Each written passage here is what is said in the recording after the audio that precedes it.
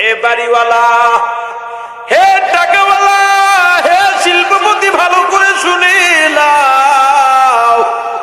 এই টাকা পয়সা দুনিয়া তোমাকে খাওয়াইতে পারবে না, বাঁচায় রাখতে পারবে না, সম্মানও দিতে পারবে না। টাকা পয়সা তোমাকে শান্তিও দিতে পারবে না।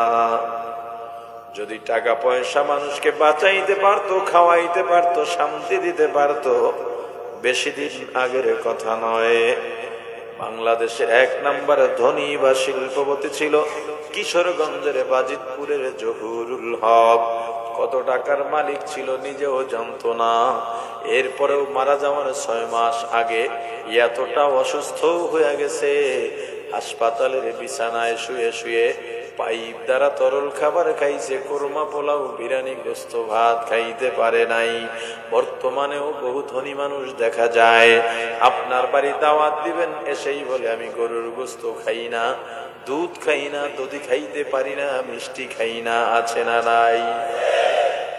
আপনি বলেন, হে বড়লোক, তোমার তো টাকা পয়সার অভাব নাই, উন্নত চিকিৎসা করে জিহ্বায় রুচি বাড়াও।